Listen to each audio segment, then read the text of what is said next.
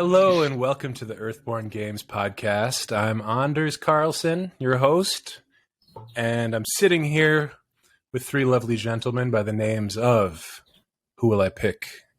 Evan Simonette. Hey, Evan. Hey.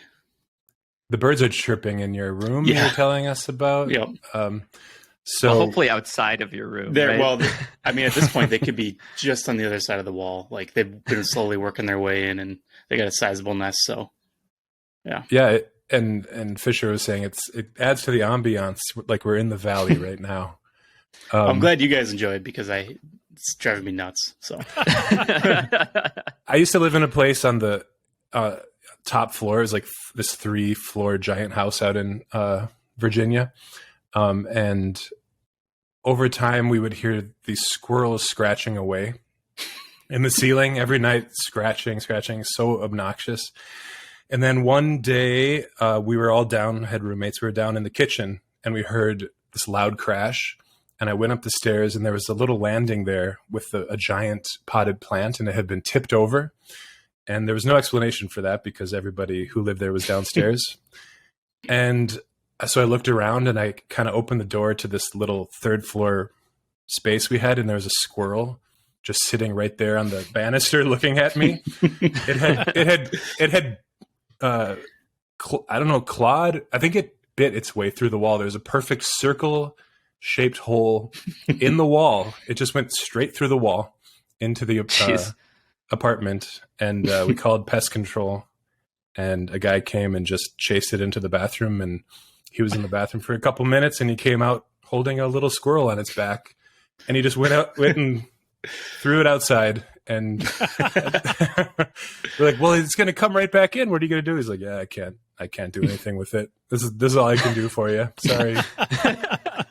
So you're going to keep calling him, keep paying him to come and throw the squirrel back outside. It's a free service, free, city service. But okay.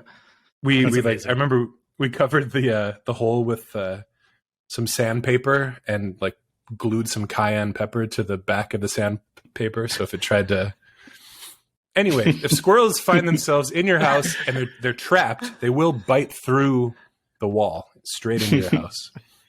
And we're also joined by Andrew Fisher. Hello. Welcome. Yeah, I'm back from. I was in Colorado for the last week. I guess I was here for the last podcast recording, so most listeners wouldn't be aware I'm gone, but. At least for Andrew and Evan, I've been gone for the last week out in Colorado, and I just got back this weekend. And you're at a wedding with some rowdy Celtic music by your brother's band, is that right? Yeah, yep. I was at my brother's wedding. Yeah, he's in a band called the Stubby Shillelaghs, and they play music at bars and stuff. They're really fun to see. They're out in Greeley, Colorado, and so they didn't play at the wedding itself, but at the after party, my dad convinced them to play. So because all our relatives were in town for the wedding, and my dad wanted all the relatives to hear the Stubby Shillelaghs. So they, despite being very wedding drunk, they put on a performance, and that was fun. Wow. Do you have a favorite Stubby Shillelagh song? Ooh, yeah, that's a good question. I feel like Eric would kill me if I didn't say one of the ones he wrote.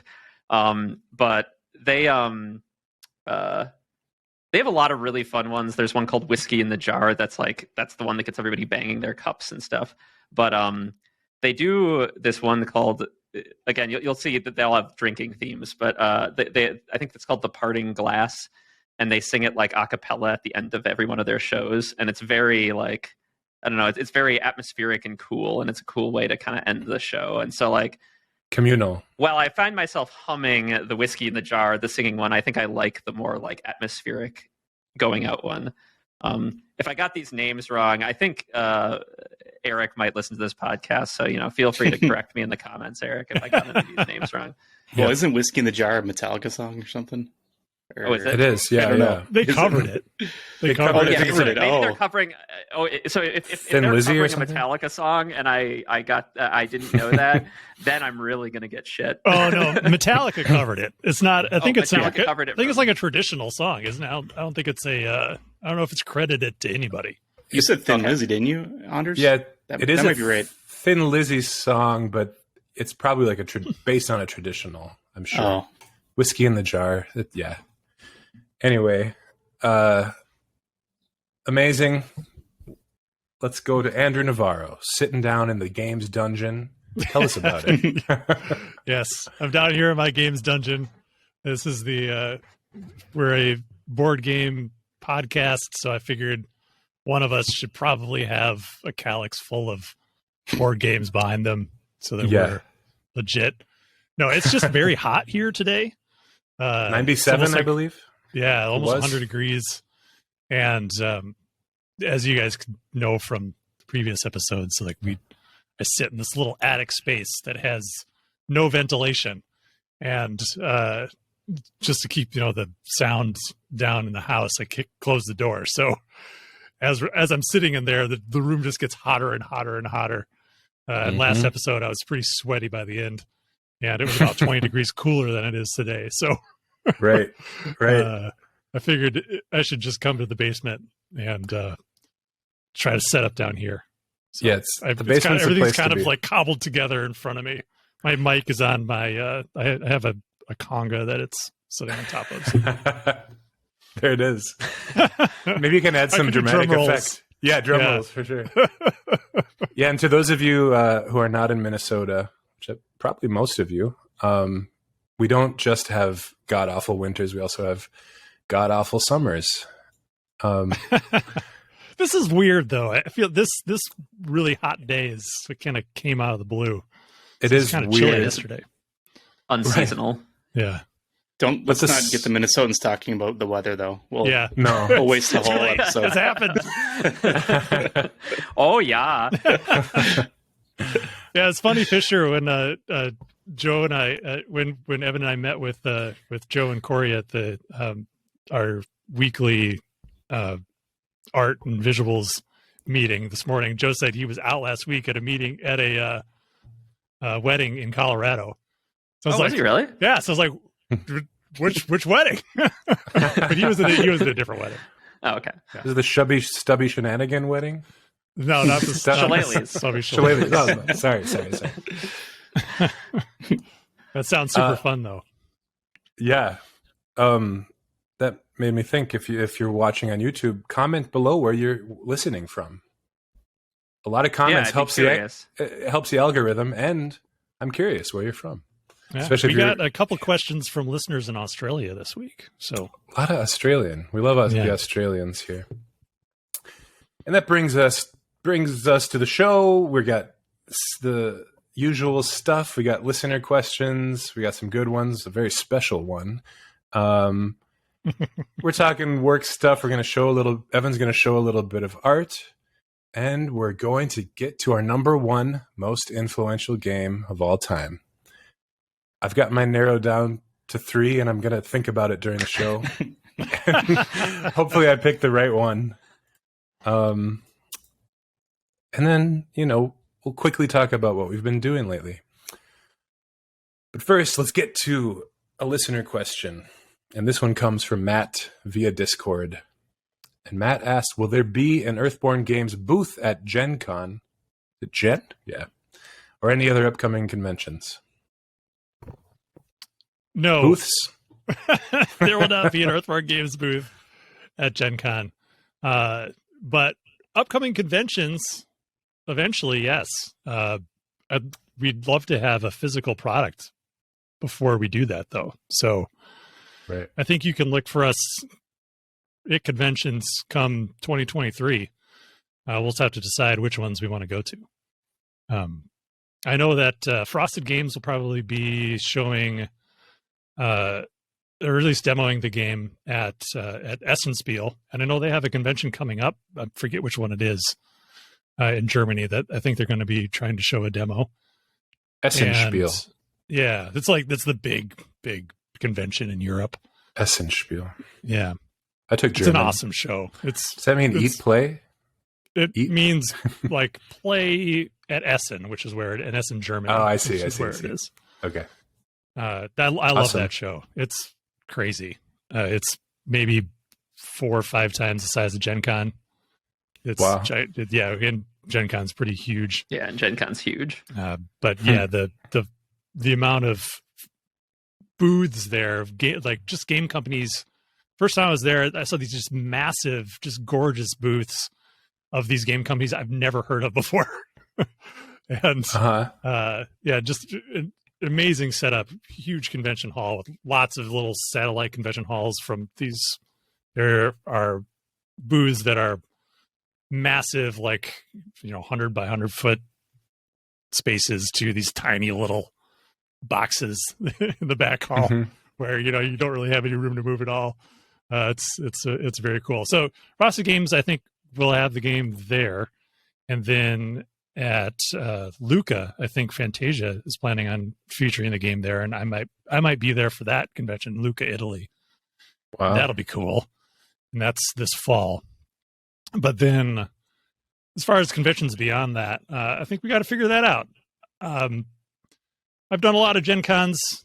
Fisher and Evan, you guys have done a fair number of Gen Cons. Oh yeah, good amount. I gotta come clean. Did you never go? I've never been to Gen Con. Oh Wait, you never went? No, I always got out of it. I always had something going on. Why didn't you want to go?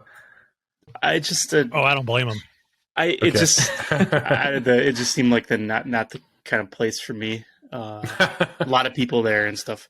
The camaraderie of FFG all piling in a bus and going there was always something I felt like I really missed out on as part of the culture. And also watching, what is that movie? Midnight Chronicles. Oh yeah, Midnight Chronicles. Yeah.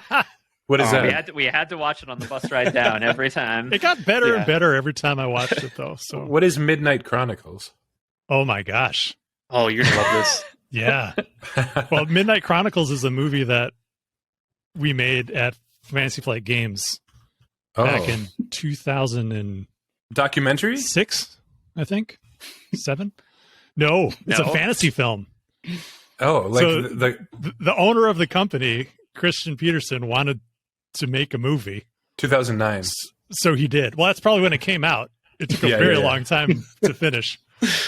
But so a bunch of us worked on that. I did all the storyboards for that movie. I didn't know that. That's awesome. Yeah. Are you on the poster? It was maybe like 3,000 individual illustrations that I drew, then scanned, drew, then painted and scanned.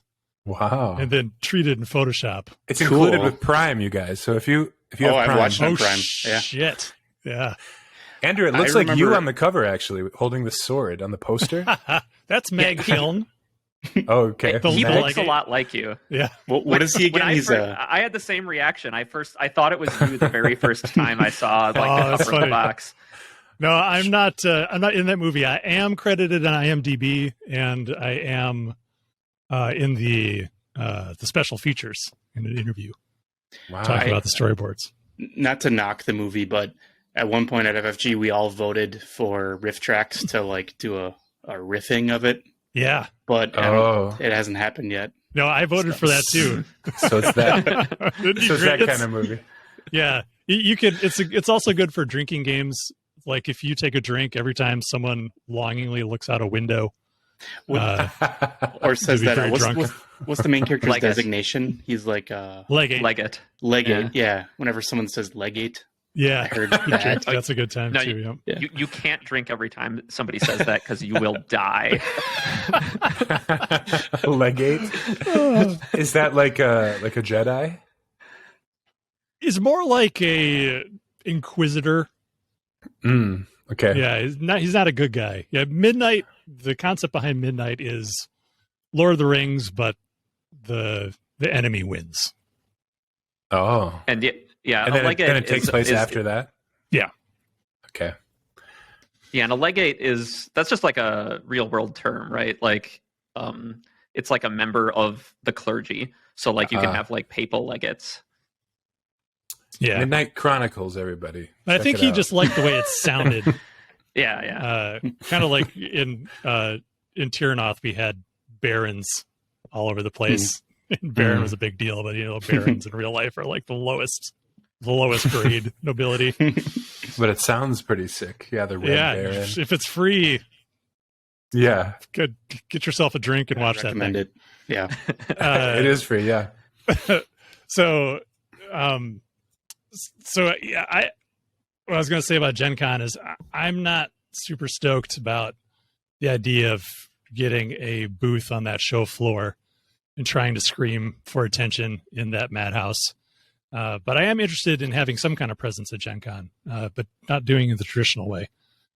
And then we kind of are looking at other shows like PAX Unplugged or some smaller conventions where it's a little quieter. We can have more time to connect with people who come to our booth. It's just a more chill experience, and I'm more for that these days than all the hustle and bustle of Gen Con. But yeah, we'll be figuring that out in the next year. So stay tuned. But 2023 is when you can expect to see us at some shows. Why is it called Gen Con? What's Gen? It used to take place in Geneva, Wisconsin. Oh. So short for Geneva. Now it's in Indianapolis. So it really doesn't mean anything anymore. Indcon. Yeah. Yeah. Sweet. All right. Our next question comes from Taylor via our email. And Taylor asks, I'm still relatively new to modern board games, but one consistent thing that I've seen in the games that I've played, Arkham Horror, LCG, Gloomhaven, Lord of the Rings, Journeys in Middle-earth, is that they tend to be complex and often rather difficult and unforgiving. It makes me scratch my head and wonder if these games are only for certain types of players. Is this a conscious design choice when making a game to make it difficult, or is it more of a byproduct of the overall design of the game? What has been your design philosophy when it comes to difficulty for Earthborne Rangers, and how do you make a game accessible but also appealing to the card game enthusiast? Good question. Yeah. Well, I think to kind of the first question about whether it's a design choice or a byproduct or whatever else, I think, often these difficulties are a design choice. Ideally, the designer wants to create a difficulty curve such that the game meets players at their skill level and is always challenging and engaging without being frustrating. But it is an art, not a science, right? Like what people find interesting and engaging varies. Some people really want to be challenged and only win 20% of the time, whereas other people want to win most of the time. And, some people just want to experience story. And so it's really, really kind of subjective based on the person. So it's a really hard thing to hit. And I think that's why you often see like difficulty sliders and stuff in games. It's to allow people to kind of customize to their desire. And ultimately with board games where it's a little harder to slide the difficulty without like lots of little customization options, defaulting to a little more challenging covers your basis a bit better because it engages the players looking for more difficulty and then gives the players kind of in the middle something to kind of strive for and win and work towards. And so I think that's why you see people err more towards slightly more difficult games. But there are some easier ones. And to that, on Earthborne Rangers, we have been trying not to we're trying not to make a brutally punishing game. that is not our goal. Our goal is to give you a world to explore and tell you a story. And we definitely want there to be challenge. And I think there was a perception during the Kickstarter that maybe this game wouldn't have challenge and people were worried about it. And I think Team Covenant laid that to rest when they went out and got bogged down by Luchadolls, and they were like, I thought this was going to be a nice walk around the lake, and this was awful. So I think I think sometimes the amount of challenge we did put in surprises people sometimes. But our goal with Earthborne has been more to target an experience that pushes back against you a little bit, but ultimately allows you to kind of succeed, make choices, and experience the story over providing a brutal challenge. Andrew, do you have any thoughts? Yeah, I would say that I think I feel like we've done a good job of making a game experience that rewards understanding of the systems and experience of playing the game. So there's still, strategy, and it's worthwhile to learn the cards that you'll encounter in the various terrain sets and the various locations, and become familiar with the game world, because you'll be rewarded for that. And becoming familiar with those systems and with the content is rewarding in that it does make the game ultimately easier. But it's not a game that if you just kind of flub your way through it, you're going to be able to succeed without any effort. Like, you're going to have to try to play the game to win. You can't just go in and just do whatever and expect to come out on top. So, and to me, that just wouldn't be any fun. I don't think it would be much of a game if it was that. So, I do think that, at least with playtesting, we've experienced that, people have gone in and then, found the game relatively challenging. But definitely the more people play, I think I don't know if the easier it becomes, but you just become familiar enough with the game where you can work around the obstacles that it throws at you and the challenges it throws in your direction, which is, I think, is what you want. Yeah. When you're designing the game, are you thinking about other games in terms of, I want the barrier to entry to feel about like this, similar to this other game, maybe something somebody knows? Or are you thinking about that? I mean, I talked about it a little bit last episode, about my experience with the Lord of the Rings, the card game.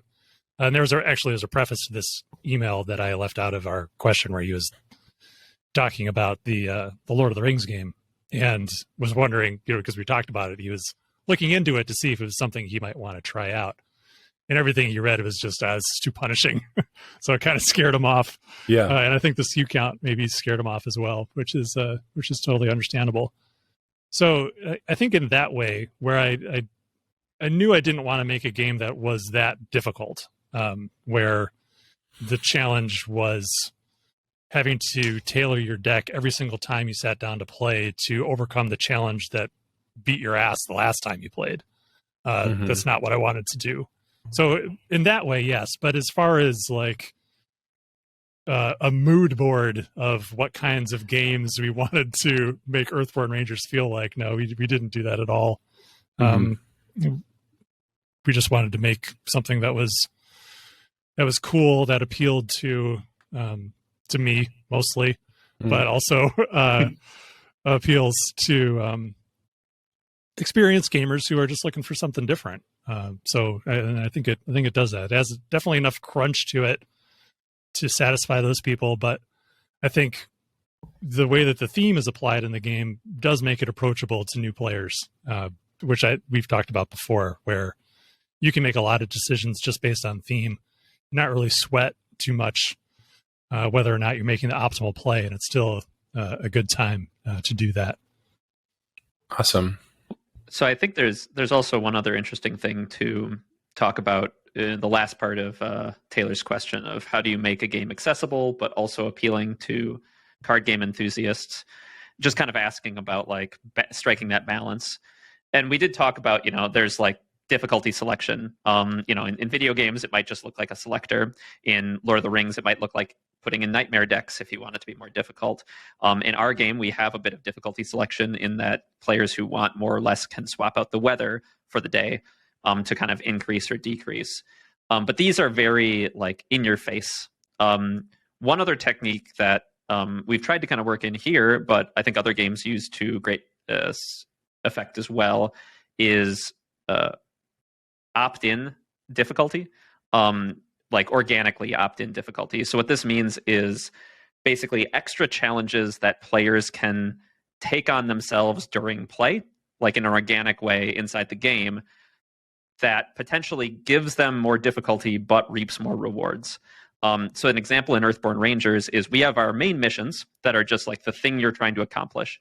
And most of these, now, I'm sure some of our playtesters might balk that they were testing the finale and, they were plenty hard. But most of our missions can easily be completed within a day. And somebody who just wants that kind of like wants to make sure they get the mission done can just focus on it. But the nature of our open world game gives you all sorts of other potential objectives, people to help, things to find. And so a newer group of players who kind of want to take it slow and steady might just look at their main mission and say, we're just going to focus on this today. Hi Pimpot, the chef, comes up and wants them to help him cook a stew. They might say, no, hi, not today. Like, we got to focus on this mission, right? Whereas like a group who is more confident and like more experienced in card games and might like, be able to take on lots of extra challenge might say, yeah, hi, we'll help you make that stew. Yeah, sure, Null, we'll bring you down to the market too. Like, let's try to get all of these done all in the same day and think of all the reward cards we'll get. So they like can choose to kind of take on these extra challenges all at once to give themselves an extra challenge and get paid out for it. But the newer players, the less experienced players who just want to focus on the main mission will still have a good time. But it doesn't feel like, oh, I'm setting a difficulty slider at easy at the start of play. Instead, it just kind of happens organically in this choice of saying yes or no to somebody in game. And so I think those kind of opt-in difficulty moments, you can find them in all sorts of games. And they're very dependent on the game that's being designed, how and when they fit in. But I'm pretty happy with how we've integrated ours. I think they do a good job of pushing you to push yourself. Yeah, I think in the Covenant playthrough, that one session where they really got bogged down, they were trying to do everything they possibly could. And they wanted to go down to the bubble and help Artel, and that ended up being very challenging, and they weren't able to really do it because they tried to take on a little bit too much. But yeah, it's an excellent point. I don't have as intimate of knowledge with the game and the cards and everything other than the art, but can't you just set difficulty yourself by just either randomly drawing an attribute card or just taking one that you don't really want, with the stat layout that you don't really want, and then, or you do that after you choose your cards so that some of your cards aren't very well utilized? Or is that just dumb? I mean, you can. One of our playtesters, in fact, did what did he call it? It was basically the all bad decks run, where he specifically built a bunch of terrible decks and then was trying to play through the game with these terrible decks. I would try that. So that is an option. You can try that. Yeah, it's not necessarily random. Like, you couldn't take a random aspect card and just use it because your aspects determine what you can put in your deck to begin with. Oh, okay. That's right. So that wouldn't necessarily work. But yeah, you could randomly pick one and then just randomly pick cards based on those requirements and not try to make anything with synergies like that like that one playtester did.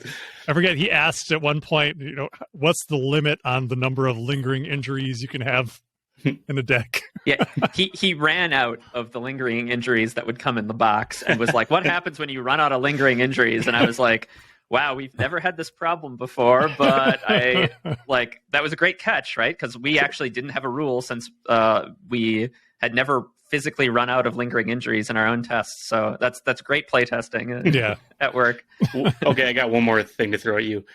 Can you do like a Mr. or I guess like a charisma deck where can you play with only personality cards? Is it possible? Is there enough? Oh, only personality cards. Yeah, wouldn't that be great? Well, I mean, our deck building rules preclude that, unfortunately. Oh, okay. Yeah, but you could do whatever you want. If you wanted to try that, you could. I think that'd be funny. Yeah, it might be okay. You wouldn't have enough cards, I don't think, though. In the end, or would you? I guess you would. Yeah, maybe in the future, if there's ever more personality cards, you'd have effectively just enough. You could try that. You'd have a hard time of it, but yeah, you could try it. All right. Our next question comes from Paul. And Paul wrote saying, I was wondering how the game will deal with instancing when players drop in and out of game sessions over time. Does the game state exist for a party or for a player? or for a player. For example, imagine I start a game with friends, but then move overseas for some reason.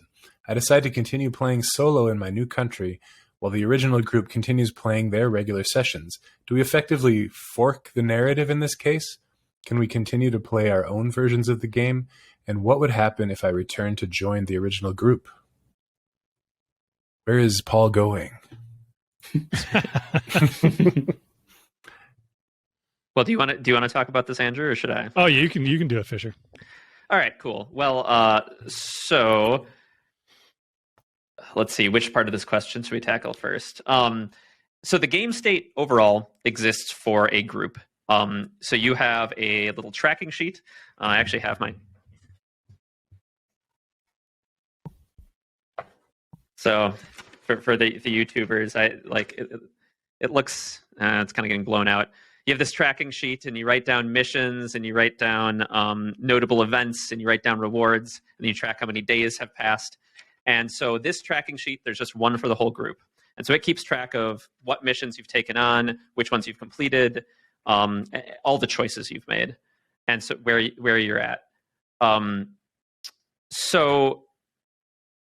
the game itself, every day at the time you sit down to play that a day of the game, one session of the game will naturally scale to however many players you have. So the difficulty kind of scales on the fly in the actual round by round systems. So because of that, you don't necessarily need all the same people. Somebody can miss a session, or you can have a guest join in with a guest deck, show up for one session and then leave. And the game will be at 3-player difficulty for that day. And then the next day you play, it'll be at a 2-player difficulty. So, somebody who steps away would miss some of the story potentially. You'd have to fill them in. But you can kind of dynamically change the number of people who are playing day to day. As far as the example of potentially moving away, what you'd probably want to do is you'd then take your campaign tracker and copy it into a second version, take it with you, and then keep playing from there by yourself. And so, as you said, it would fork the narrative, right? You would basically exist in an alternate reality, taking your same save file and bringing it with you. Your question about reintegrating the games together, it's actually kind of similar to somebody who's asking if them and their friend could play separately and then come back together. Mm-hmm. You could kind of fudge it, but the game is not designed to do that inherently. And there are a few decisions or timed events that the two of you could do differently that kind of change the events later on in the story. And so really you'd have a bit of a tricky time kind of smashing them back together, the full stories back together based on how far you'd gotten. So I think with some creativity, you could house rule smashing the games back, your two divergent campaigns back together, but it is not built into the game. Yeah, I think you have to pick one or the other and just follow that. Yeah, but you could use your same ranger deck, right? Yeah, totally. That'd be fine. Well, cool. And we have one more question from Kieran, and Kieran says, "I have a question for the podcast, specifically for Anders Just Some Guy Carlson." That's referring to, I think maybe I referred to myself as just some guy last week. I appreciate that, Kieran. Given everything you've heard about this Earthborne Rangers game, do you have intentions to play it once it's available? Given the explanations you've been given so far, are you eager to experience the gameplay yourself? Simple answer, no. No, I'm not. Get him out of here. Get him out. If anything, this podcast has strengthened my distaste for this game. No. Of course, I'm psyched to play the game. I'm so excited to just have the object in front of me and look at all the stuff and flip through the cards, which is kind of how I've experienced games or things like this in my youth. And I just love the objects of these things. But talking to you guys has made me really excited to see what the hell you've been talking about. I feel like I know so much about it. And I think you had mentioned maybe letting me play it sooner than later, but I kind of just want to play it when it's finished. So I'm just no harm in that. Play it with you guys. Maybe we'll do would that be entertaining if we played it on the podcast? Plenty of people do that. Yeah. We should totally do a stream. We should do like the Just Some Guy stream and like have you play. Just some guy. Yeah. Well, I Isn't it? think once the game comes out, we'll have the game. I think it would make a lot of sense to feature it on this podcast. Yeah, in some way. Or some other content on the YouTube channel. Yeah, I for think sure. doing a playthrough with you would be pretty phenomenal. That'll be cool. Let's do a 4. Yeah, let's do that. That's something for you guys to look forward to. But yeah, of course I'm excited for this. And thanks, Kieran, for addressing me in one of the questions. Makes me feel really more than just some guy. I'm your guy. You're still just some guy to me. You'll always be just some guy. Well, that is all the questions we have this week. Thanks for writing in, everybody. And that brings us to our next segment, work stories. And Evan, I asked you to show some art today because I want to see you. You mention it a lot. You say, "Oh, we got some cool art in." I want to see it now. So yeah, I mean, let's talk about it. I'll just quickly mention what I always mention every time it's my turn to do a little work update, and just art's coming along. It's almost all done, and I think it's going to be done in July. So wow, that's cool. Sweet. Yeah. So anyways, the piece of art that I'll share is a feature in the White Sky Pod. Is that right? Yes. It's called the Bubble. Yeah. It's actually the thing yeah. that Team Covenant tried to swim to or something. So here. Yeah. This, can you see? Can you make it as big as possible? Yeah. Like full screen or something? That's about as full screen as it gets, I think. Did you do this? No. This is actually Okay. Anders, the artist. It's Rob Lasky. Oh, really? Awesome. Yep. Yeah. Anders and I went to school with Rob Lasky, and so is he still at FFG? well, he's not at FFG. He's a freelance illustrator, and he does a ton of FFG. Ton of work. Yeah. Yeah. He actually just posted something on Instagram for Star Wars, I think. Amazing, So, amazing painter. Yeah, he's great, and he's actually adapted his style.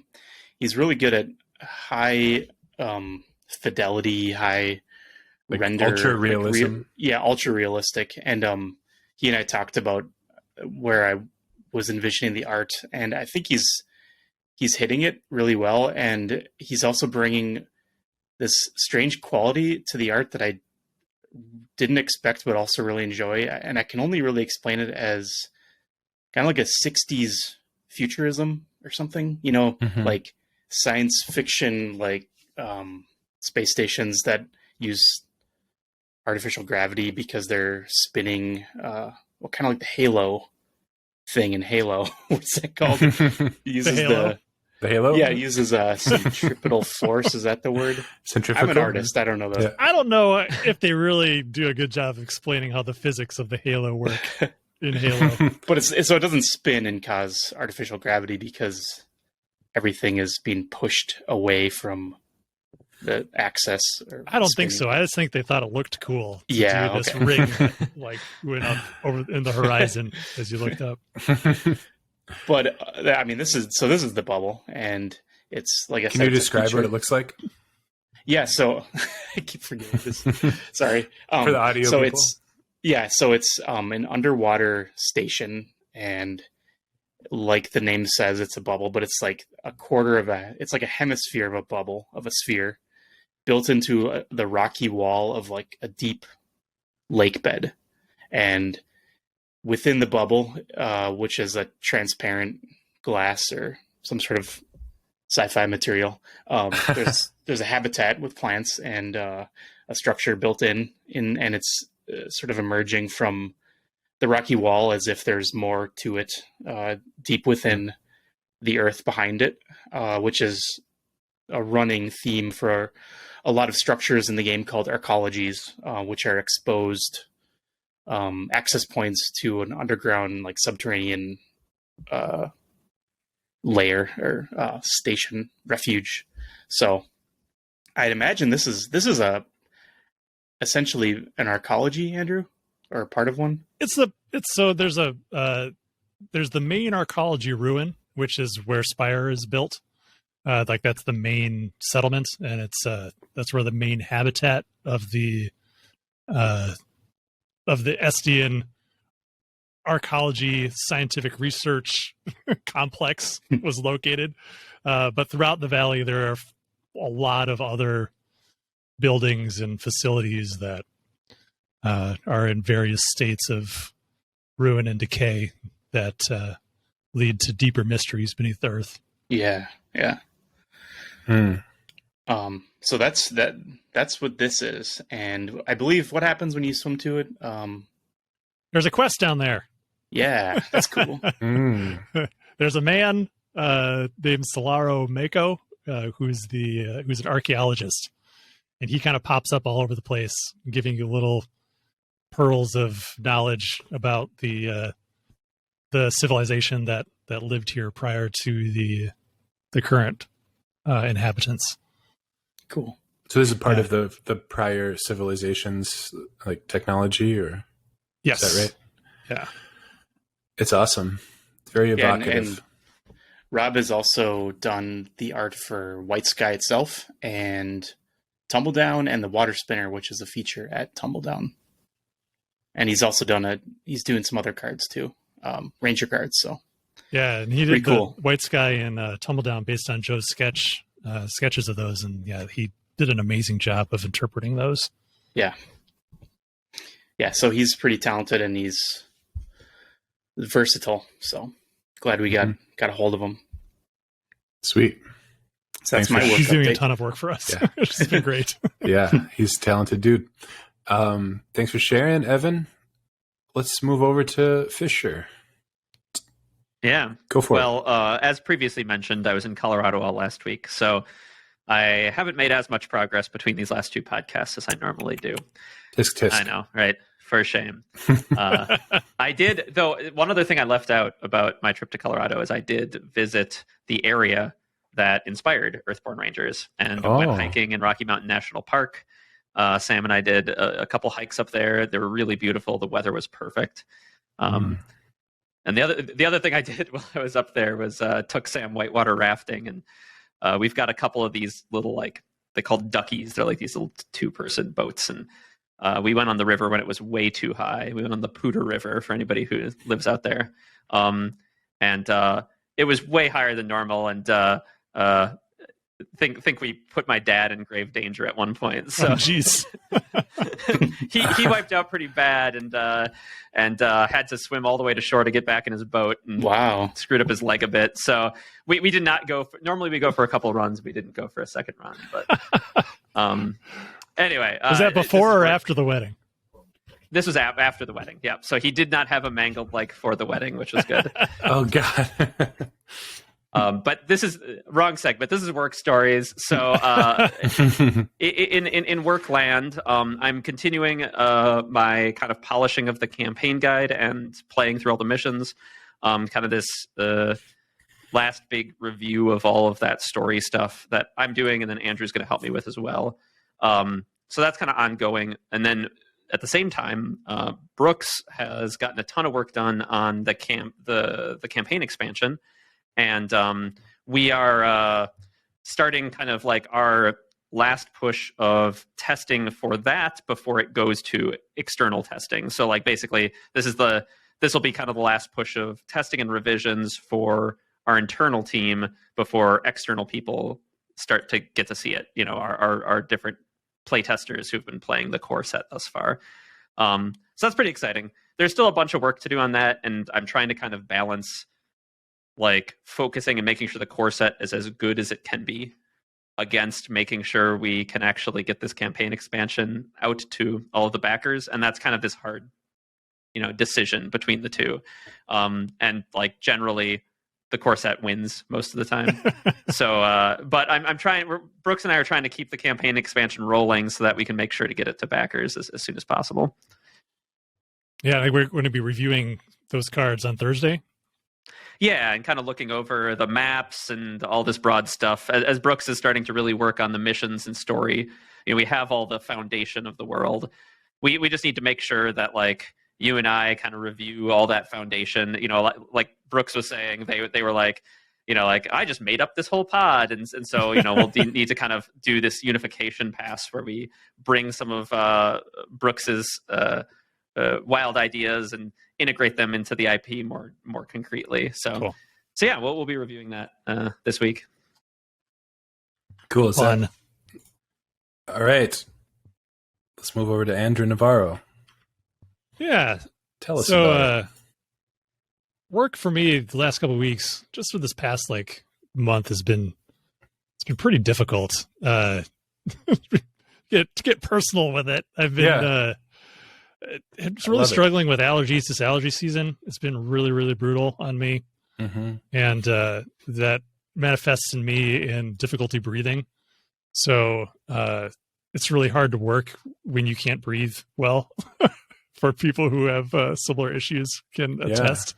Yeah. So I've been trying my best though. It's been really hard. But I've been working when I can, as much as I can. My wife might tell you that's part of the problem, but don't listen to her. Yeah. You're like, I need to take a break. Sure. Yes, of course I do. She'll catch me with my computer. She's like, what are you doing? But this past couple weeks, I've spent time reviewing the rule book that Fisher's written and has in a general layout, and that's been really fun. Mostly doing copy editing stuff. I have a PDF with all of my comments on it. I'm almost done with that. I have about maybe like 6 pages to go. So I'll be looking forward to getting that to you, Fisher, soon. I have about 250 odd comments. It sounds worse than it is. Yeah, that's typical. Yeah, it's a lot of just crossing out, tenses and things. And then I've been working, trying to get the flavor text done. I've gone past my deadline for flavor text, so I'm still trying to get that done. I want to say about 60% done with that. But that's a challenging one because you really need to be in the right frame of mind, I think, to write good flavor text. I really want the flavor text to be a cut above normal flavor text. So whenever I write something that I feel is kind of subpar, I just kind of move on, delete it, and try again, or move on to another card. And I can also get distracted from that really easily if I have other things that I need to do. So that can be challenging, but that's coming along slowly but surely. And I've been doing a lot of card art placement. So the last Kickstarter update showed a bunch of art in template. Now that we have, like Evan was saying, we have most of the art done at this point. So now we're just prepping it for cards, and that's what I mentioned last week. So I've been doing more of that, and backers can look forward to more art in every update from here on out. And that's probably will be like the focus of most updates, is just showing more of the game, more of the lore, more of the art from here on out, now that we have stuff that looks far more final. So that's been really fun, watching those spreadsheets fill out with all the cells are full. There's a few terrain sets that are maybe missing a card each. It's very satisfying to check all those things off the list. Mm-hmm. Very exciting. Yeah, it's been fun. Awesome. Well, it's good to hear what's going on with you guys. My excitement is building. So that brings us to our 5 most influential games. Number 1, can we get a drum roll, Andrew? All right. And so I'm afraid to do it too loudly. I don't want to I don't know what it sounds like to you guys. Blow out the mic. Yeah. It sounds nice. It sounds just right. So I was thinking about mine we'll start with me. My number 1 most influential game. Let's see if I can tell a little story. make this a little more interesting. So all of mine have kind of been chronologically games that have led me to kind of where I am right now and the way I feel about games. And I feel like at this point in my life, I'm the most into games than I've ever been, and by a long shot. And generally indie video games is my jam. And I was trying to think of when that phase started, which is the phase that I'm in now. And I was thinking about the first games that I played that kind of showed me that games could be art and they could be made by anybody, because I think games generally weren't made by people in their homes for a long time, video games anyway. So I think I watched the movie Indie Game, the movie on Netflix, which featured Fez and Super Meat Boy and Braid. All three games are amazing, and I played all three of them. But I think before that, I played the game Cave Story, and it was a freeware game. I'm sure many people have played Cave Story. So I was going back and forth between Hollow Knight, which I think is maybe my favorite indie game that I played early on in this period of my life, or Cave Story. And I went with Cave Story because I think that happened first, and that kind of pushed me into this new phase. Cave Story, if you don't know, it's a freeware game. It started off that way anyway. And it's pixel art, and it's kind of a light Metroidvania game, sort of RPG, but it's mostly just a platformer, kind of feels like Mega Man with some dialogue and some upgrades along the way. It's kind of like a run and gun exploration game. And anyway, I loved the artwork. I fell in love with it. It feels like its own thing. I love that it was made by one person. He did all the music, art, everything. And I think it's just a perfect game.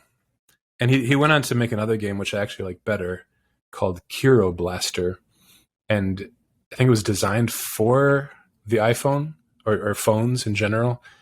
And it's like the only game that I've played that plays better on the phone. To me, like it feels like it's meant for the phone, and it feels right. So anyway, Cave Story is mine, and Kuro Blaster you should check out too if you've never. It gets slept on a lot. Cool. And I'm going to keep mine short. I've not played Cave Story, but I played all those games you mentioned from the indie game movie, which is a pretty cool documentary. If no one's seen it, it is. And somehow all those games are great that they, followed. Yeah, well, it's like the golden age of downloadable games. In my opinion, there was so many great games around that time. That came I think it was out. like Xbox phenomenal. Live kind of is what really pushed those. Back when the Summer of Arcade was a thing. And they'd have these 4 to 5 weeks of just really amazing downloadable games, and oftentimes I'd end up getting them all. All so good. I think I like Braid out of those three the most. I never finished Braid. It's very difficult at the end. Some amazing puzzles, yeah. Yeah, I didn't want to look anything up, so some think outside the box kind of stuff. Yeah, and there's some especially at the end, it's like a combination of both puzzle solving and platforming. Yeah. So I could see the solution, but I couldn't pull it off. Execute. Yeah. Right. And then after a while, it's like, okay, I get it. I don't need to do that. Yeah, and that's okay. Sometimes you got to come to terms with not finishing a game. Yeah. You had your fun with it, and it can be done. Yeah, that's a beautiful game, though. I'm so impressed with those game creators who do everything, like the music and the graphics, and it's just so awesome and insane. My first experience with that was Stardew Valley, I guess. Right, that's another one person. Yeah. Okay, Cave Story. Play it. It's free. I prefer the freeware version. They did some upgrades for Wii and stuff, but do the freeware. It's cool pixel art. All right. Evan, you're next. What's your number one? Yeah. So my number one is, I feel like I'm in a cool exclusive club because no one's gonna know what it is. But it's called Shattered Realms or Shattered. Oh my god, Shattered Worlds. Shattered Worlds. It's an RPG setting, but it's much more than that because it has its own player's handbook and rule set. So it's its own game, and it's our former coworker Andrew, Zach Tualtimus. And the reason it's number one for me is because I joined that was my gateway into our role playing, tabletop dice rolling and stuff like that. And I was just passively curious in it, and I wanted to get to know some of my coworkers more. So I jumped at the opportunity, and that was maybe 10 years ago. And at the time, his system was just based on D&D second edition. So I became familiar with like Thaco and stuff like that. But since then, there was a down period maybe like 5 years ago where he totally rewrote the rules and based everything on the Genesis dice system, which is that role-playing system that Fantasy Flight came out with years ago. Back there, which was originally Star Wars RPG dice. And anyways, the reason why it's so influential for me is because I'm going to try to tell a little mini story too, because I might as well, instead of just like rapid fire talking about all my favorite things like in the previous ones.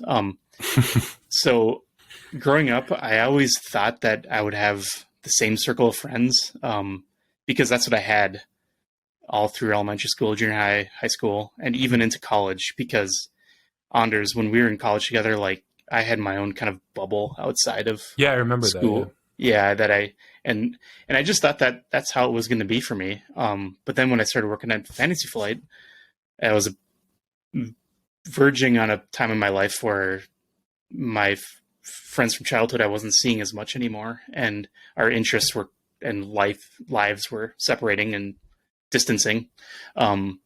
So I started branching out with coworkers at FFG, and I even to this day when I'm at the table with people I've only known for the last almost 10 years, I just marvel at it because even with you guys here, I've always felt like my friends were just going to be the friends I had when I was a kid, and I'm working with friends who I've worked with at previous companies or went to school with, college, and I'm participating in an ongoing RPG story and contributing to this lore of this world that Zach made with people that I met at work. And that's not a big deal to some people, like especially people at FFG, who the majority of those people are transplants from other parts of the state. But for me, it's I'm just like super grateful for that. So that's huge. And on top of that, or not on top of that, but in addition to that, just the Zach as a DM or game master, whatever you want to call it, is super entertaining, and he has this unending reservoir of energy and enthusiasm for everything. So even if you say you want to do something really dumb with your character, he's behind it 100%. And then on top of that, he's charting everything that's happening in sessions, and it's affecting this world because Shattered Worlds is such a small module. Well, not really module, but there's probably 20 people participating in it. Some people in LA, some people maybe in Wisconsin or something, and then people here in Minnesota. And we're sharing the experience and affecting this world that is experienced by other people. So it's just a fun way to interact with people. And I never knew pretending to be a fictional character with other people was such a fulfilling and satisfying thing. So, and I also honed in on the type of role-playing character I like the most, the archetype, by playing in Shattered Worlds, which is essentially the war mage, like the glass cannon kind of character that everything is a risk and it pays off sometimes, and other times it's just horrible. Mm. And you're the first to go down. What kind of personality do you go towards in these RPGs? Well, that's my weakness with role playing is that I'm not very good at improv. I'm so impressed. That's another thing with playing RPGs is just experience being in the same room with super highly intelligent, charismatic, quick-witted people and just marveling at how well they handle situations. And I'm just like trying my best. I'm looking at Google Docs on my phone, like my character bullet points, I got to stay true to these things. And I feel like I do an adequate job, passable. But to answer your question, I usually default to kind of a stoic, impatient person, I guess. Okay. Yeah. I don't have time for this role playing. I gotta hit something. I was playing a character that this is the character that I was going to come out of my shell with and be more enthusiastic and embrace role playing more. But this character died. It's like early on. So I was really bummed about that. So I rolled his sister, who was an older sister who was just the opposite and just kind of mean and hard to get along with. So that's the character I'm playing now. Is like the older grumpy sister of the guy that I loved who died too soon. That's great. I love it. All right. Thanks for sharing, Evan. That's really cool. Yeah, that's an awesome pick. Thanks. Mm-hmm. And very, very exclusive, right? Like, Zach doesn't put this out, right? He doesn't there is no website where you can see this. It is entirely contained to just the people in his various role playing groups. Yeah. Right. And that's it's kind of it feels like I'm participating in something that is a pre-internet experience, when people used to share tapes and things like that in person. I don't know, instead of exchanging files online, and I don't know. Yeah, that's amazing. So, it's cool. It's awesome. All right. Next up is Fisher with a great number one. So, I was thinking about, we've talked about, most of our lists are in rough chronological order, even though we're not really presenting in any kind of order. Mine were mostly, I was kind of thinking about the steps in my life and how various games influenced me. And so as I was kind of thinking about this stuff, Netrunner hit me pretty late. That was 10 years ago or so, but it was also kind of a cheating Magic the Gathering answering. Magic the Gathering answer, which I've been playing for most of my life. But I was trying to think about games that have influenced me recently, or in more recent history than some of these games that influenced me in my childhood. I think that when you're young, you're just more influentiable. I'm really making up a lot of words today. Impressionable. So you're more impressionable. Things have a bigger impact on you. So games from my youth definitely influenced me more than a lot of games I play today. It's just harder for a game I play today to truly change my worldview than it was when I was young. So I kind of started trying to think about what games have impacted me the most.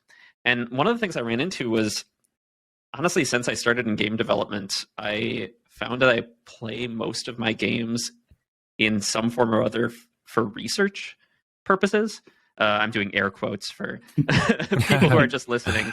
But, I worked on the Star Wars RPG for years, so I played every Star Wars game that ever came out. I worked on the Fallout board game, so I replayed every Fallout game.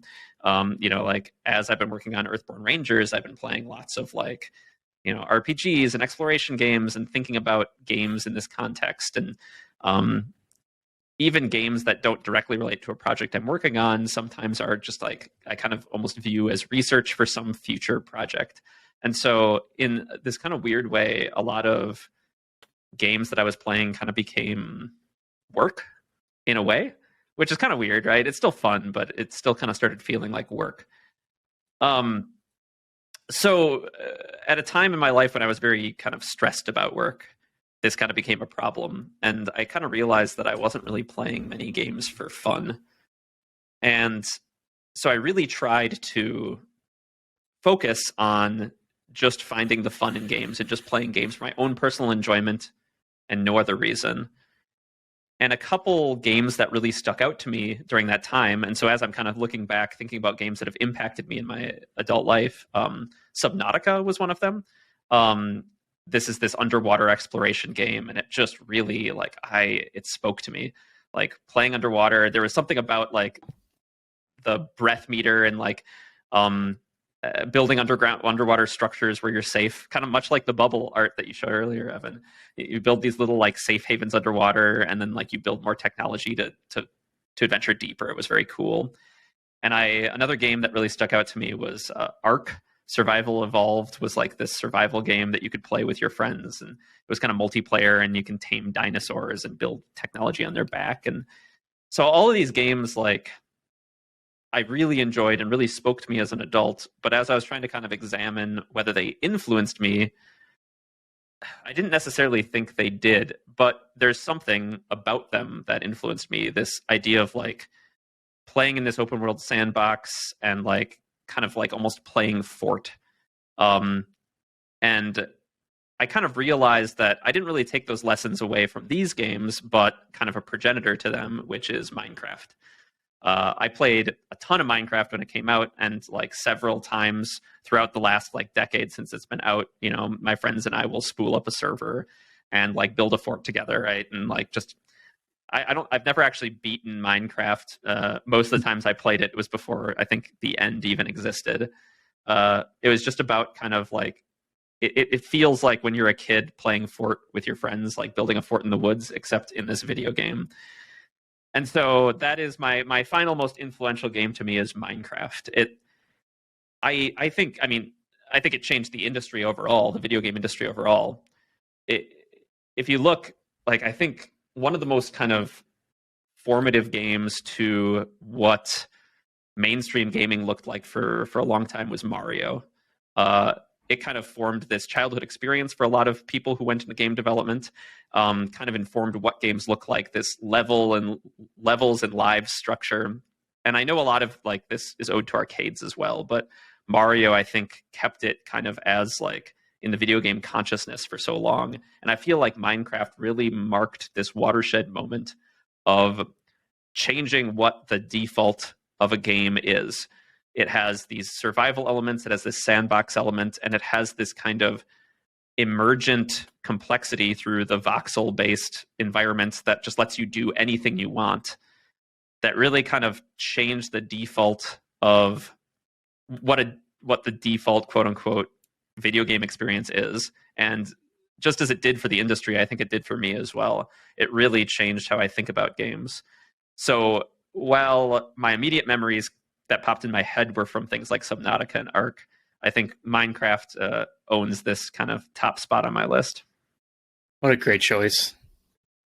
Yeah, it's awesome. I love Minecraft.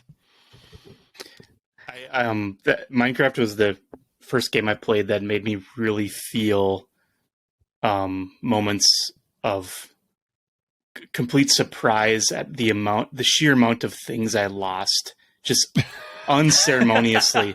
Yeah, because the game lulls you into this experience where you're just traversing the terrain and exploring. And I love just exploring, and I love the idea that you will never explore the entire seed that you generate when you first start playing. And I just like going around and finding cool things. Well, after a while, you get used to that, and sometimes you're carrying around all your best gear, and then you accidentally fall into some lava, and then you watch your heart meter go down, and as you're struggling to get to the shore, if you can call it that, and then all of a sudden, just you're dead, and all your items burned up, and then you're far away from home. You don't have anything, and then it's like nighttime maybe. So it's insane. That's exactly the same thing I was thinking about, Evan. Like that very principle of Minecraft, where you said it perfectly, where it lulls you into this false sense of security. Like, it's fine. Hey, just walking around, everything's cool. Oh, look at that cool thing over there. let's keep walking. Yeah, Mhm. I gathered up all these great resources. I have diamonds all over me. Like, whatever. I don't need to go back yet. I'll just keep going. Just one wrong step, Yep. you're dead. And like it goes from this just delightful experience to just kind of rage quitting. Like, Yeah. all right, I'm done with Minecraft for now. Yeah. I'll come back maybe in a couple days. I'll never get those enchantments again. Ever. Yeah, I definitely had that lava moment, and like you just kind of sit there staring at your screen in almost disbelief. Mm-hmm. Like I've seen like It happens so quickly. permadeath streamers where the streamer will die, and the streamer just like it's like something. It's loading, please wait in their brain as they just stare at the screen. And like, Yeah. I love those videos because like I know that feeling, that exact feeling of like just not being sure how to process what just happened, Mhm. and like kind of like processing this loss in the moment. It's silly, it's a digital loss, but it's still this loss, Yeah. right? It means so much. I know the exact feeling, Evan. Awesome. Well, good choice. Maybe I'll finally touch Minecraft. I've never touched it. Oh my gosh. You'd like it. I think You would. Yeah. Yeah. It's so charming. It's Mhm. I don't know. I think you have to be a cold-hearted monster to not Oh yeah. like Minecraft. I've always meant to do it. Just never have. All right. And finally, the number one from Andrew. Yes, my number one is Fisher's number two. So it's Android Netrunner is my number one most influential game. And so we talked about it a lot last week, so I won't necessarily go into all of that again. But I think for me, Android Netrunner was really special because it was for several reasons, which I feel like I say every single time that I've done this. It's like it's multiple reasons, because it is. Mm-hmm.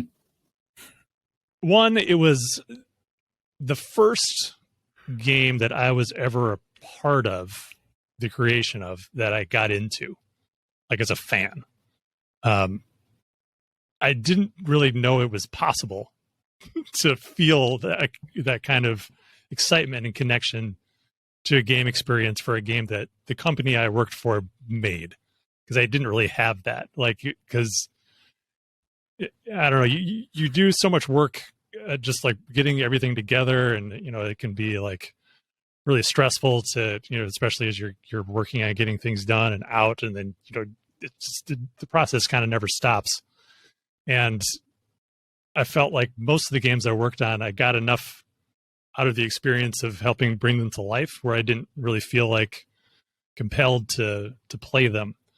But Netrunner was different. And I think it was really informed by the fact that everyone in the office also got really excited about the game. So there were just games happening all the time. Lunches, you could always find a game. The game is also really fun. It was I think the first asymmetric game I've ever played. And that was just, that concept was really cool to me. The fact that the person you're sitting across from the table from is doing something different to win the game than you're doing. And just the way that the theme was applied, I think really spoke to me a lot. And we talked about it last time, the way that all the theme, the jargon was applied to it. It has this gigantic barrier to entry because of all that. But when you're in it and you're talking to your opponent and you're using all those terms, it just kind of brings you further into the experience, and is a lot of fun. So yeah, I was big into that game for a couple of years. I think probably until the NBN expansion came out. So we were like 4 box expansions in, and at that point, there was just too many cards in the pool, and I really couldn't keep up. But I had some amazing experiences playing in that game. One of my favorites was we had a staff tournament where I remember playing Lucas Litzinger, who's now at Wizards of the Coast working on Magic the Gathering, and he was the lead developer of Android Netrunner, and he's a very good card game player. And I was able to win our first match against him. And I felt really, really cool doing that. I had some surprises in my deck that he was not expecting. And then I think after that he was like, "Oh, I see. I will beat you now." And then he took the next two. But I got that first one. That was great. It was like beating Nate French in Game of Thrones. I think I beat Nate once in like this when we were playing with random booster packs or something. I could also be making that up. I don't know. I may have just come close, or he may have let me win. I don't know. He wouldn't do that. So that was really fun. And I also, because of being a fan, I also it was a very popular game in the community also. So there were a lot of content creators who were doing videos and podcasts with Netrunner. So I would watch matches being played online. I'd listen to people on podcasts talking about the game and the game theory and analyzing cards and deck builds and things. Through that, I became familiar with Team Covenant, who at the time was doing a lot of Netrunner coverage, and they were really big into the support of the game. And their content around Android Netrunner was just fantastic. They would do they'd record championship matches or tournament matches and then do commentary over them. And then after the match was done, they did go in and do these like graphics and things that would overlay. It was a step above. They were like killer. Yeah, right? yeah. So good, and they're so insightful and intelligent and just fun to listen to. And so I really got into their stuff and became a fan of their work. And then when they were in town for one of the World Championship weekends at the Fantasy Flight Game Center, I introduced myself to them. Told them I was a big fan, and we just got to talk and hanging out a little bit. And then over the years, that just blossomed into a friendship and a relationship that I really cherish. And like one of my favorite memories, and I think one of the last times I played Netrunner when I was really excited was I took a trip down to Tulsa just to hang out with those guys. I drove down there by myself. It's about an 11-hour drive from here, and played against Steven in the Covenant store. And like for me, that was I felt like just like the crowning moment of my time playing Netrunner. It was just so delightful playing with it. And he's such a awesome guy. But this guy who had watched and been a fan of for so long, just playing this game. I did not beat him. I almost beat him with that same deck that I beat Lucas with, but I couldn't quite finish it off. But after that, I felt like I'd accomplished something. It felt like the journey was complete on Netrunner. And obviously, the relationship with Team Covenant has gone on to affect what we do with Earthborne. They were instrumental in helping to promote the Kickstarter, and hoping to continue to work with them with Earthborne Rangers stuff. Once the game is out. Mm-hmm. So that's been really great. So I made a lot of really great friends through it.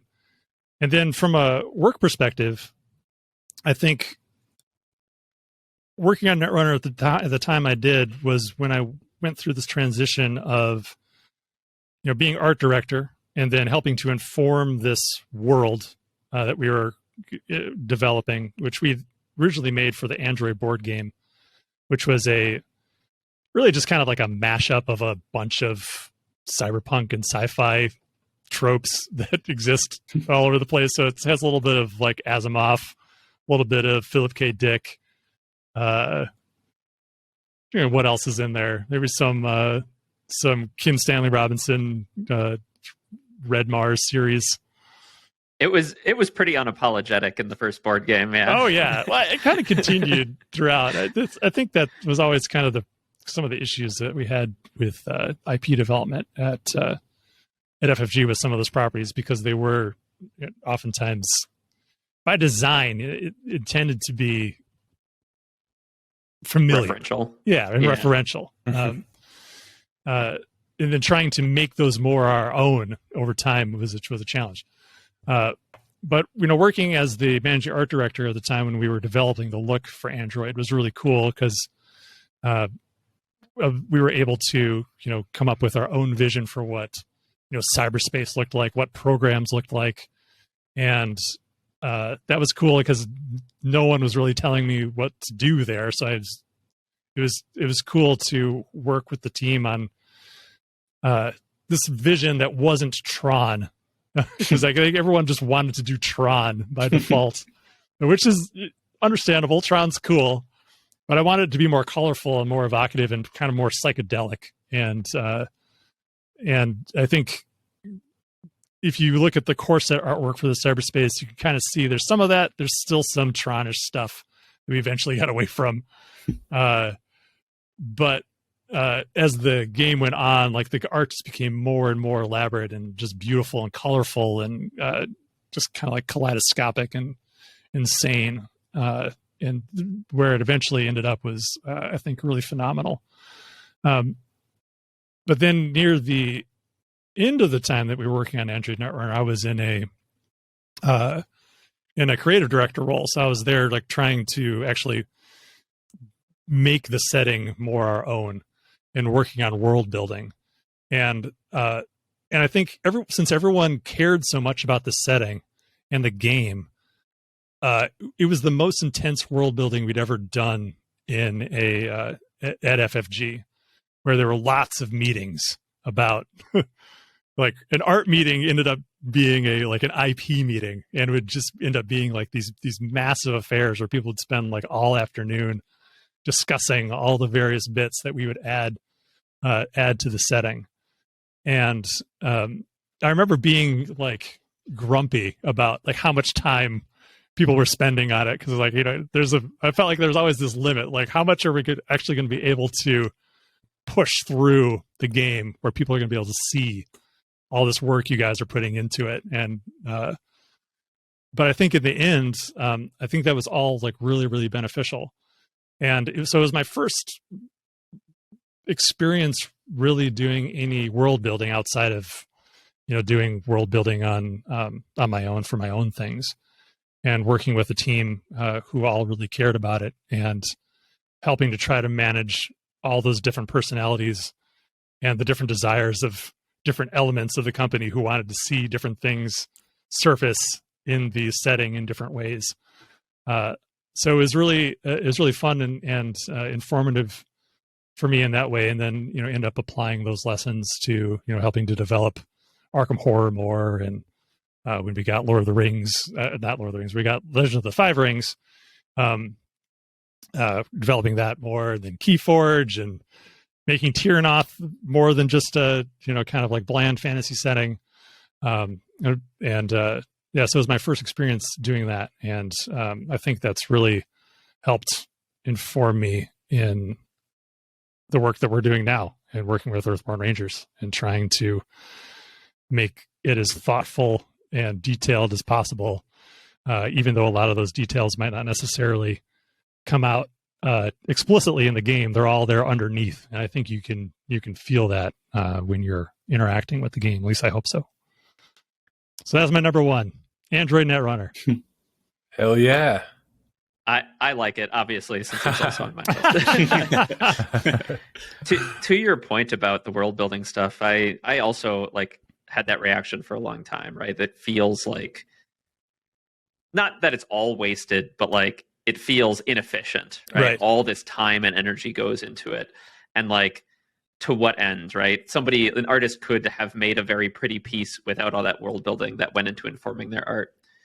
But I think and I think people notice when it exists, there's a cohesion and consistency that world building provides to all the materials that any single look at a product, you're not going to be able to tell. And even like it's actually hard to like notice and say, oh, the world building here is really good. You know, obviously you can see it in some things, but I think it comes across in a feeling, right? This like you get this feeling that there is a plan and this cohesion to the work, even if you don't directly see the world building work that made that cohesion happen. And I think they even speak to this a bit. Shut Up and Sit Down actually just did a video on Netrunner like a week ago. I saw they posted that. I didn't watch it, but I saw it's mostly about Project Nisei, the fan project to kind of keep the game going. And one of the things that he talks about a bit later in the video is about some of the new cards that Project Nisei has put out, and how like they'll often on the surface look like a Netrunner card, but they like lack this. And then they bring in Quinns, and Quinns talks a bit about like it kind of lacks this feeling, right? Mm-hmm. Like this feeling of like cohesion, plan, and consistency. And like I think that people who are interested should go check out that video. It's very interesting. But I think Quinn's section there really does speak to that world building work and what it did for the game. Yeah. Awesome. Well, that wraps up our top 5 most influential games. I feel like I want to just list our top 5. Each of us list it. Can we remember them? I think it'd be fun to hear. Okay, let's see if I think mine were Super Mario Brothers, Virtua Tennis, Hockey Game, Hockey Dome Game, Super Hockey, Bubble Hockey. What was it last week? Oh, Shadow of the Colossus and Cave Story. Who remembers theirs? You're looking at so it's mine more was, fun if you try to remember. No, okay, mine was Dig Dug, Hero Quest, the Mega Man series, specifically Mega Man 3, Final Fantasy 7, and then Shattered Worlds. Nice. Well, I already cheated and found my old list. So okay, I can't play the try to remember game. But mine were Acquire, the board game. Oh yeah. Fiasco, the RPG. StarCraft, Netrunner, and Minecraft. Mm. I looked at a list. I didn't recall immediately. But mine were Dungeons and Dragons, Blood Bowl, Lord of the Rings, the card game, Android Netrunner, and War Machine. Yeah. War Machine was number 3. It was number 3, yeah. Yeah. Awesome. It's interesting how different those lists are. It's fun. Well, that was a good time. I like that segment. What are we going to do next? Yeah, I don't know. We'll have to think of something. Maybe if listeners want to hear us do another list of some kind. Yeah, let us know what you think, or we can come up with something ourselves. Top five most influential phone apps. I was going to say top 5 favorite casual dining restaurant chains. I'd be Perkins the whole way. 1 through 5. Oh. Okay, Evan, but you joked about the phone apps, but like I could give a whole seminar on Notion and how it's changed my how I do planning in my life. Wow. So, yeah. Notion. I don't have any useful apps. I just have time wasters and yeah. So the notes I'm glad that you useful. have something that's improving your life. Yeah, I try to ignore my phone as much as humanly possible. That'd be such a fun, hilariously boring countdown. Like my number 1 is let's make it 10. Let's make it 10, not 5. My number 1 is messages. Yeah. Yeah. I like it because I can text people. It's great. All right. Okay, that was fun. Let's move on to stuff we're into. Another abbreviated round. So I haven't really played much, but I've dabbled in a few things. There's quite a few games on the Nintendo eShop on sale. I check that every week, and so I picked up 4 games for all for a total of probably like $15. Nice. I got Guacamelee 2. Okay. I've played a little bit of all these. Guacamelee, the first one I didn't finish, but I heard the second one was better. I still kind of there's something about it that I don't know. It's not my fine thing. for a while. Yeah, exactly. it's a little too like, I don't know if on rails is the word, but it just feels kind of like do this and then this and then this and Yeah. And the writing is a little like too cartoony for me. I also got this game called Sparklight, which is a top-down. What's the freaking word now? One of my favorite genres. Real-time strategy. When you start over, you keep starting over. Roguelike. Yeah. It's a little bit just nothing special there. It looks like this game called Atomic Crops, which I love. It's a roguelike top-down, colorful game where it's like a farming sim mixed with kind of shooting type of like Enter the Gungeon style. So unique and fun. I was super into that game for a while. Anyway, I also got a game called Momodora. Have you heard of that one? Really cool pixel art and animation. I've been wanting to get that for a while. That's my favorite of all these. And then I got Resident Evil 4, which I had never played. Ooh. And nice. Yeah, that's a good one. Yeah. I like it, but the controls feel really dated. The movement and it's a little disorienting. Do you know what I'm talking about? Over the shoulder. Yeah. You also have to stop to shoot. Like it's And it really ups the adrenaline though. It's very stressful to play that way. Yeah.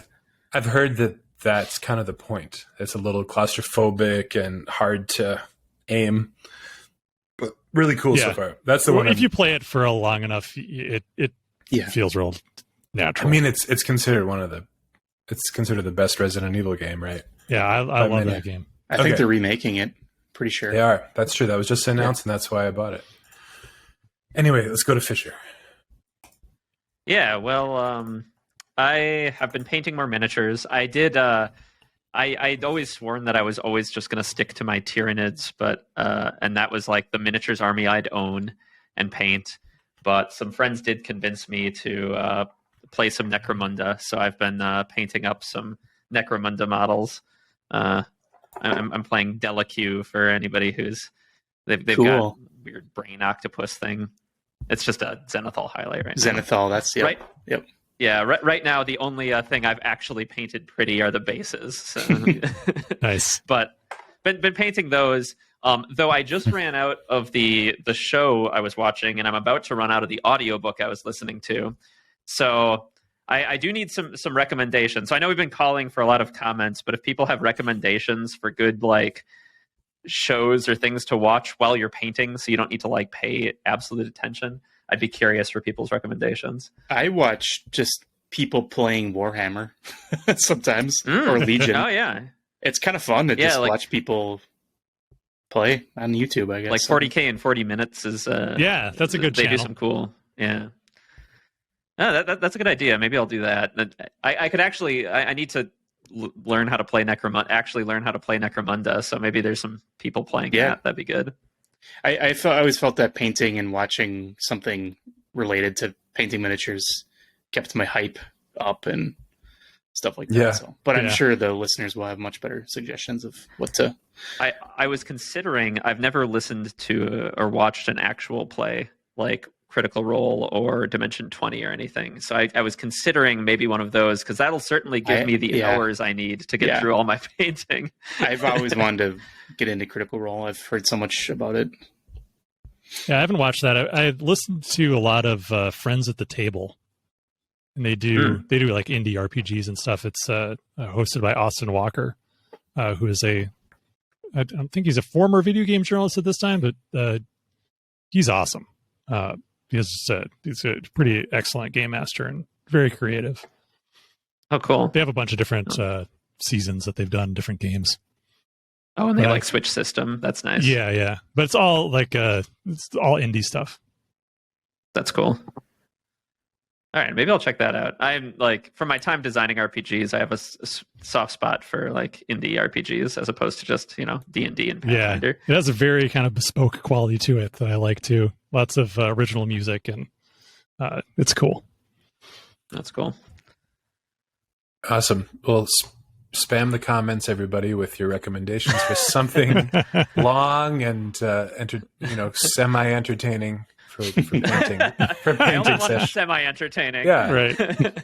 I find that watching streamers is good for that background. You're just kind of hanging out Oh yeah. with someone, you know. What about Gravity's Rainbow, the audiobook? Have you heard of that? Yeah. It's No. like this insanely long, Thomas crazy Pynchon. book. Yeah, I love Gravity's Rainbow. Thomas Pynchon's probably my favorite author. Wow. I've read almost all of his books. Just a couple of the most recent ones. I would recommend Against the Day, though, as the Thomas Pynchon book to get into if you want your Pynchon cool and weird, but more readable than Gravity's Rainbow. I kind of said it in a joking way, but because I knew how crazy the book was and how long it is. Yeah, But I also want to read it one. Oh, Yeah. I heard it. Maybe it's long. For I me. don't have. I have a very. I like big books, so it is on the longer side. But that one's pretty dense. It's pretty awesome though. But you have to reading Pynchon. You must pay attention. Yeah, you cannot slack. Mm-hmm. And you could also always listen to the Bible on tape if you'd like to. Sure. It's always a good one to recommend. All right, Evan, what have you been doing? So I mean, there's the baby thing that's going to be happening very soon. So yeah, mentally and physically preparing for that. And I mean, there's a chance that, I won't even be around for the next podcast. Who knows? I'll be just in the thick of it. But you will. In the meantime, I've been trying to, speaking of reading, I've been trying to get back into that because I just haven't had time for it. And we have these Thursday meetings at Earthborne. And I think 2 weeks ago, you guys were much more well-read than me. We're talking about these amazing sounding books. And I made a mental note of one of them. It was a Canticle for Liebowitz, I believe. Mm-hmm. And I picked that up at Half Price Books, and it just sounded amazing. And I'm only like 4 pages in, but so I can't really speak to it. But from what I've heard you guys saying about it, it sounds really cool. And Andrew, were you saying it was like it laid the groundwork, or it was the inspiration for like the Fallout series or something? Or is that a different book? It's been credited as being inspirational to both Warhammer 40,000 and Fallout. Okay. Yeah. But like not singularly, just elements from it. Okay. Yeah. And you'll kind of see as you get into it. It'll start as like one book and then kind of expand into a whole different book by the end. And it's very cool. I love that. And there's heavy theological themes, which is interesting. Oh yeah. Because I wasn't expecting that. But yeah. In addition to that book, though, I like to go to Canticle for Liebowitz, man. Yeah. Yeah. One of those. What's that? One of those like titles that's terrible and awesome at the same time. Yeah. Okay. Sorry. Go on. Oh no, I was just gonna say, I like to go to that Half Price Books nearby, which I think is the first one in Highland Park in St. Paul. Oh, it's the first Yeah, one. that's a really nice one. Yeah, and I've been picking up like random comic books. I'm not like a comic collector, but I've been picking up, for some reason, I really wanted to start reading West Coast Avengers because I heard Hawkeye was the leader, and I just thought that was weird. Hawkeye got Wonder Man in there. Yeah, and the one I held up is really cool because it's the induction of Moon Knight into the West Coast Avengers, and they go on this little romp through time, and they end up crossing into two previous comics from different decades, Doctor Strange and then Fantastic Four from like the 60s. So you actually see panels that are referencing panels from those comics from different angles. So like the West Coast Avengers are like, cool. It's when the Fantastic Four it's not our Fantastic Four, them from the 60s, and they're doing this thing that they talked about having done decades ago, and we're seeing it now. And then Doctor Strange is doing something, and so it's kind of fun.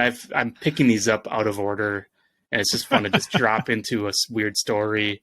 I love Avengers stories because I love how the roster is fluctuating constantly, and the team is always has a different composition. So yeah, I've been collecting those for some reason. I don't know why. It's like a weird impulse. Maybe it's like nostalgia or something. Yeah, it's clearly giving you joy. At that half price books in the basement, there's a little section that has some of those like old pulpy little, like that awesome store that sadly got burned down. Oh like, yeah, Uncle Sven's or no? Yeah, no. Uncle and sci-fi bookstore. That place was amazing. I love. I that know, place. But there's some books like that down in the basement there. You should check it out. Anyways, that's what I'm up to. So cool. All right, Andrew. Yeah, so I last weekend before last, I booted up Horizon Forbidden West again, and that game is growing on me a little bit. So I've been playing a little bit more of that. I think I like Horizon Zero Dawn better than Forbidden West, but it's pretty cool. Once you get kind of used to the combat and stuff, I don't like that there's no lock-on in it. That makes it kind of difficult to fight things. But once you kind of get a handle on that, then it's all right. I think it has maybe one too many systems in it. They added a little too much that I don't think really matters very much. Yeah. But the story's finally intriguing me. So I might keep going with that. And I also randomly decided to start watching Daredevil again. Cool. Yeah, like I said, I haven't been feeling super great, so I've been trying to find things where I just am stationary. So I booted up Daredevil. That show's pretty good. Mm-hmm. Is it still going? No. It's the old. No. I started way back with the first season. It's pretty awesome. Yeah, I remember it being pretty People legit. liked it. Yeah. Yeah, it's very violent. There are some moments that I can't watch. It's just too much. Wow. Especially with having headphones on, like there's these splatting sounds that's a little traumatic to the old brain. Yeah. But Foley artist was getting real into it. Yeah, exactly. Like I made the mistake of watching The Boys season 2 with noise canceling headphones on, and I'll never get the sound of those exploding heads out of my brain. Oh no, it's unnecessary. But Daredevil almost seems tame compared to like the level of ultra violence that's in shows now. It's crazy. I heard that the latest Stranger Things has some ultra violence in it. It does not surprise me. I haven't watched that yet. Started on that yet. Yeah. It's good. It's the previous season was disappointing, but this one is really good. I'd recommend cool. it. So, well, when they release those last couple, then I'll see what people say and whether or not I want to spend any time watching it. But Daredevil's awesome, man. There's the fight choreography in that show is phenomenal. There's like this sequence in episode 2 that is like really remarkable, where there's like he's fighting these dudes down this hallway, and it's all this like one continuous shot. And he's super exhausted the entire time, and it just keeps going and going and going. It was really cool. Like the famous scene from that Korean movie, Old Boy. Old Boy. Oh, I don't know. I haven't seen that. Old Boys was like all locked off in that like side profile side thing. scrolling scene. Yeah. 2D. Daredevil's, I think, was like actually shot in the hallway, right? Yeah. The camera followed him. Yeah, and it's I think it's one of those shots that looks like it's one shot but isn't actually one shot. But it's really well done. Cool. Just pretty phenomenal. And I think probably better than any of the Disney Plus series so far, I would say. That old Netflix Daredevil series. Oh wow. I just got Disney Plus again to dive into some of those Marvel shows. Yeah, well, they're on there now, so that's where I was watching it. Oh, so Daredevil's you can watch on there? Daredevil on there, yeah. But you have to change your parental settings to like mature or something. Oh, yeah. I kept looking for it because Megan wanted to watch it again, and I was going crazy, and then I realized that you have to change the settings. Yeah, like when they added them, I got this like notification that said, like your settings are set to, teen or whatever. And you guys are Star Wars guys, right? Yeah, sure. I'm a slave to Star Wars. I also wanted to I watch everything. I've seen all the movies, but I want to rewatch like everything. I want to watch it with the shows and stuff. Where should I begin? I wasn't sure if should start with chronologically or like when they were released. You could start chronologically. Try it that way. Then I have to watch young Anakin again. I remember being really turned off by young Anakin. Yeah, that's fair. He's not great, but but I feel sorry for the actor. He got whatever happened. He had a lot of trouble because of all the hate he got. Not a good actor because it's kind of sad, but oh really? Oh man, Jake Lloyd. I think I've come all the way around on those prequels though. I have. You like them? I have too. Yeah. I do like them. Yeah, except for they're good. Attack of the Clones. I still don't like that one. Yeah, I still think they're better than all the movies that have been made since. In my opinion. Oh, you think they're better than the latest trilogy? Absolutely. Rogue One is really good though. Rogue One is all right. Yeah, I wish those characters had a little more substance to them, but it's a pretty cool movie as like a kind of military squad film. All right, Anders, if you're gonna rewatch all of Star Wars, I would personally do it in the order it came out in. Yeah, I started watching A New Hope and I was into it. So you should see if you can get a original version of that and not watch the special edition. Also, I would recommend. Is that all you can watch on Disney? Yeah, the like when they added the new CGI. Yeah, if you have a VHS player, I have the VHSs over here on the shelf. Oh, you do? I think I have those at my parents' house too. Yeah, the little 3-pack. Yeah, yes, yeah. I have an idea for a top 5. Yes, top 5 ways that we've talked about how the prequels could be different when we were still raw from them and now have accepted them. Right. Because I feel like we've all had those conversations and no one wants to hear them. But it'd be funny to subject people to them. I don't care anymore. I'm to the point where, I don't know, man.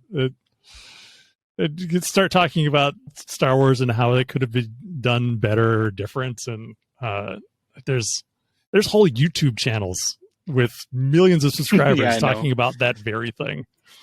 I was struck by when I was watching A New Hope. I haven't watched that in so many years. Just I remember thinking it was so like well done as a kid, even the costumes and everything. But Darth Vader's helmet is so big and plasticky looking to me.